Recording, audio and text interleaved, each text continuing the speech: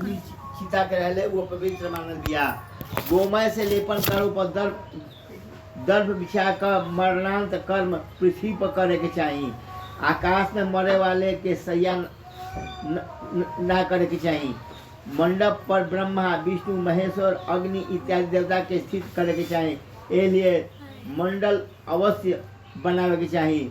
सब भूमि पवित्र है, पर जहाँ लेप ना होला वहाँ लेप करे के चाहिए। ये दोनों लेप से ही शुद्धि हो सकता।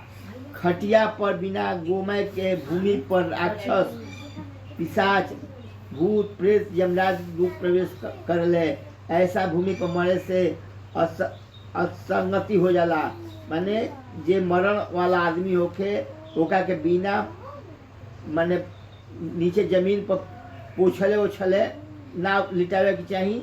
ओका के वो जमीन के पोछ के तबे ओका के ओमे लिटावे के चाहिए। नहीं तो वो राक्षस भूत प्रेत पिशाच माने बुरा आत्मा ओजा प्रवेश कर जाइए। सब अग्निहोत्र श्राद्ध ब्राह्मण भोजन देव पूजा इत्यादि आतुर कर मंडप के बिना ना करे के चाहिए। ई कुल काम मंडप बनाए के ई कुल करे के चाहिए।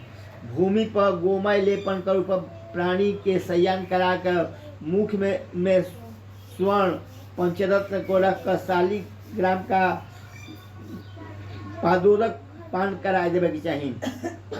जो शालिग्राम का जल बिंदु मात्र पान कर लेला उस सब पाप से मुक्त हो बैकुंठ में चल जाला। महापातक के नाश करे वाला गंगा जल के पान करी से तीर्थों के स्नान दान आदि के फल प्राप्त होला। जो चंद्रायण व्रत 1000 शरीर को पवित्र करेला वो गंगा जल के पान कैले से दोनों समय जो जौन के चंद्रायण व्रत करके 1000 व्रत करी तब सभी शरीर पवित्र होला।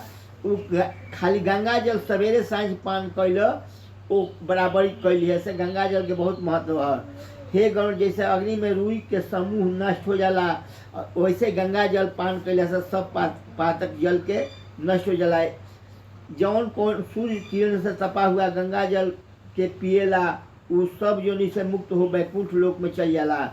दूसरा नदिया स्नान करे से पापी पुरुष के पवित्र करे से ई गंगा नदी दर्शन भी कैला से स्पर्श से पान कैला से गंगोच्चारण से हजारों पापी पुरुष पवित्र हो जाले। इसलिए गंगा जल संसार में के तारक है। काठ प्राण कंठ में आ जाओ फिर भी गंगा गंगा ऐसा उच्चारण कैला पर मरे के बाद विष्णु लोग जीव चल जाला।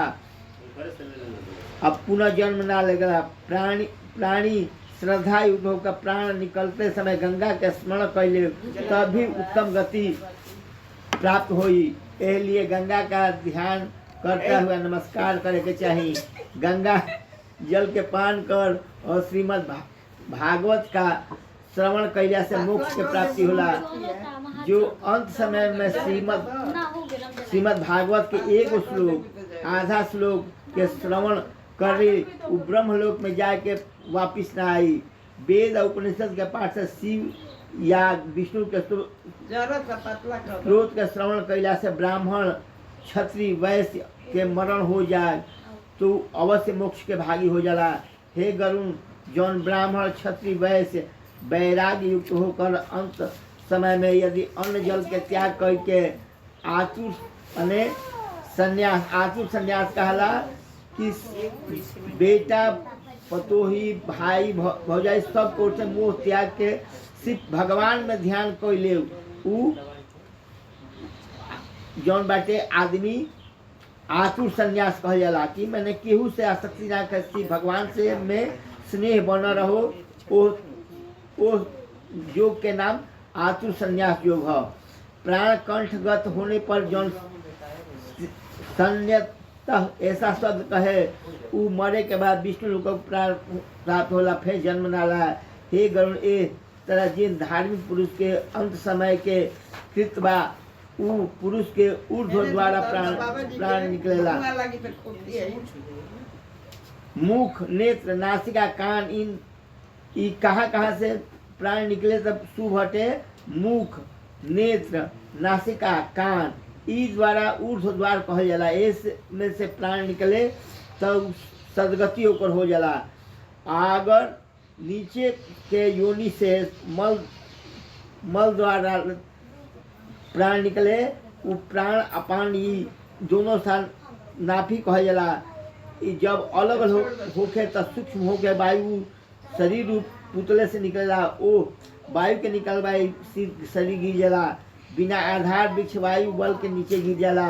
प्राणी जब वो शरीर के छोड़ता चेष्टा रहित दुर्गंध युक्त तथा निंदनीय हो जाला।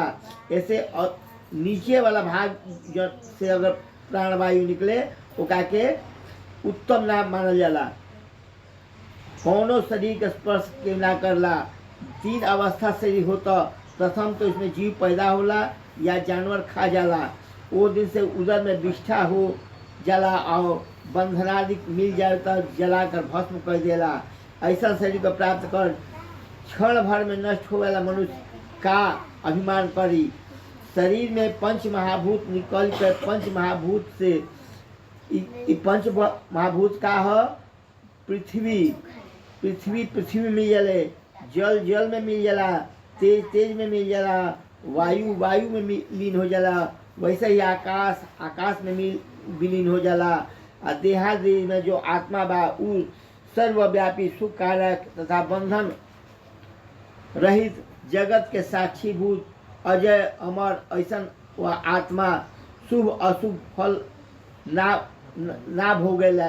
वो आत्मा 10 इंद्रियों से व्याप्त तथा शब्द स्पर्श रूप रस गंध काम क्रोधादि युक्त वो अन्नमय प्राणमय मनोमय विज्ञानमय आनंदमय इन 5 कोशों से व्याप्त बिया।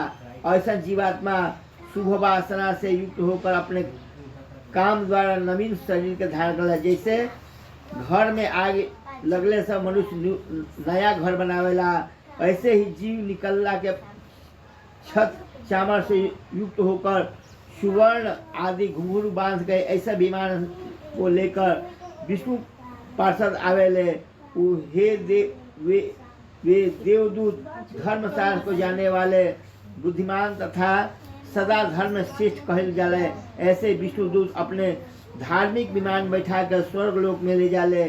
धार्मिक पुरुष तत्काल दिव्य देह धारण कर उज्ज्वल वस्त्र पुष्पादि के माला और सुवर्ण रत्नों से आभूषित रहित वह महान प्रतापी अंत समय में दान से पुण्य से देवता के पूजन तथा योग क्षण भर में स्वर्ग लोक चल जाला। इसलिए आतुर कर्म अवश्य करे।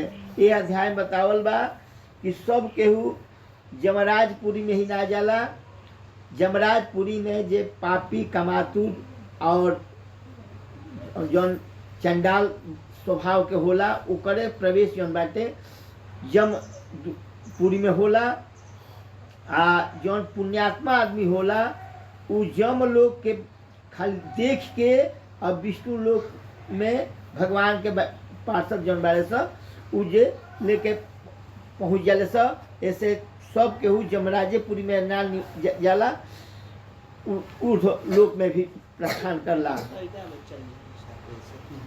गरुड़वाच देहदाह विधानां सुखा सती भवेत् पत्नी तस्यां महिमां पदम् श्री भगवान च विक्षिताक्षा प्रवक्ष्यामि सर्वदेवो हृदयं यत् कृत्वा पुत्रपौत्रांच मुच्यते पैदिकादिता किं दत्ते बहुभिदाने प्रीत्यो न विष्टगत तेनाग्निं होम संवेष्ट पुत्रफलमाप्नोत् तथा शोकपरित्यज कामकारं येन मुण्डनं सुधा समस्त पांडवे युक्त सर्व पापान्मुच्यते। माता पितॄन् कारिण मुण्डनं हि आत्मजं कथं यज्ञ सर्व संसारावतारणकं ततो मिटं मानजानककक्षा विवर्जित तथा स्वबान्धव सुनात्मा धौतवस्त्रधारिण सद्यो नद समानीय तस्य समपेक्षते मंडपे श्रीगंगाभिमुक्तया नवीन वस्त्र संख्याद तदा पिंड सदाक्षरं नाम गोत्र सुचार्य स्वल्पे संकल्पेनावृतं सुदं मृत्युस्थानो सवो नाम तस्या नाम प्रदापयत् तेन भूमि बदे तुष्टा तदाधिष्ठान देवता अद्वार लेस समीपन्न पाषाणा प्रजाते तेन नैवोदपादाद भूतकोटि दुर्गता तदा प्रदक्षिणा कृता पूजन्या स्नानजा स्कंद पुत्रैश्च दातव्यां तेन सदा गृहीत्वा कन्देशिरं पितरं श्मशानाय गच्छति सोऽमघं पुत्रो लभत पदे पदे नीतात्मा स्वकण्ठे स्वपृष्ठे च सदा तालन्तलायिता तेनैव तद्विषान्मुच्यं वितस्वामिवहेद ततो धर्मार्गे विश्राम सामर्याजं कार्य स्नातभूतसंज्ञा ततो तेन प्रलापयेत् पिशाचा राक्षसा यक्षये चान्तो दुरिताक्षया तस्य भूतदेहतव्यान्नेवा योग्य भवात्कारका ततो नीत्वा श्मशाने च स्थापयेत् दुरितामुखा तथा देहसजाहार्थस्थलं सन्तोषयता सम्प्राप्य भूमि संलिप्तोऽखिल चैव वादिका अभुक्ष भोक्षावत्रिवनिधारत पुष्पाक्षरे ताभ्य च देव च अभ्यास संज्ञका लोम अभ्यास लोम हल्ला मिली त्वं भूता भूजया परिवार इति सम्राटा